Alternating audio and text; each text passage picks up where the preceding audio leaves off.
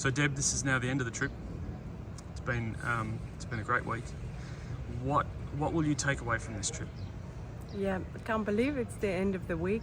It went very, very quickly. What am I taking away? Coming here, didn't know what to expect.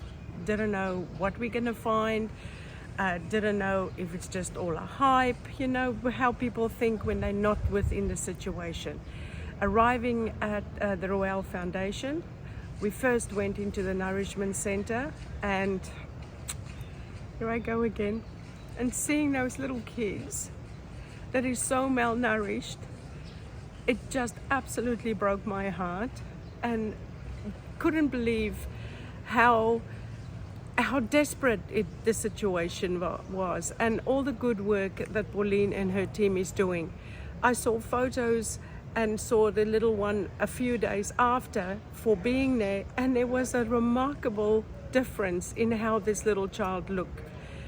Apart from the Nourishment Center, seeing all those little kids there, not knowing their backstory, knowing a little bit of their backstories is really, really sad.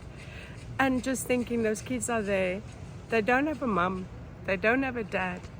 There's family that may or may not want them, but they're in a desperate situation and they have to be taken away to be able to survive. And all they want is love, a hug, someone to tell them they care and feed them. Then it just gets better.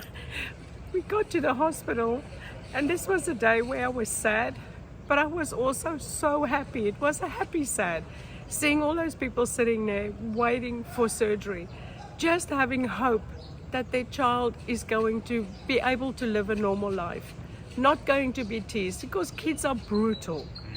And they are going to be able to look forward in life. Having these kids that came back there for their first surgery, for their cleft lip, and then there were kids there that came back for their second surgery and for their cleft palate.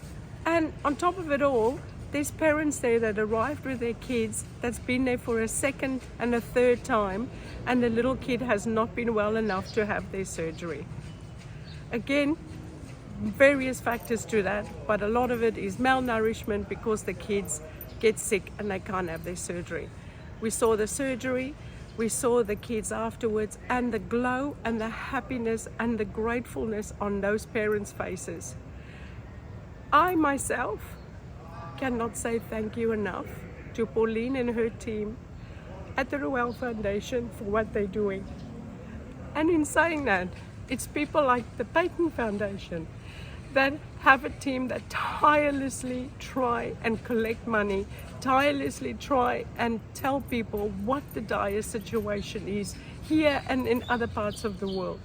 And I can't see how we can just sit back and relax, have another cocktail, and not do something about it. I want to say thank you to the team for having me, and this is an experience that I'll never forget. And on the last note, going to the village to go and hand out food parcels. Getting there was a bit of a mission, and crossing rivers, going through banana plantations, going through mud. That's the day-to-day life for those people. When we arrived there, they looked at us, we were a bit reluctant, not 100% sure what's going on. But then they see that extra little bit of food, knowing that them and their kids are not going to go hungry, made all the difference. So again, this is a trip that I will never, never forget.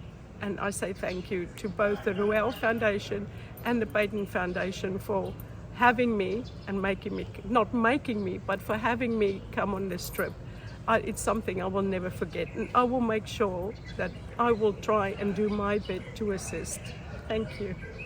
Deb, it's been great having you on the trip. It's been a privilege getting to know you, and you just brought a lot of joy to the group and joviality. Is that a word? It is now. You just were the life of the group, and it's just been an absolute treasure to have you on the team. Thank you very much. Thanks, Jason.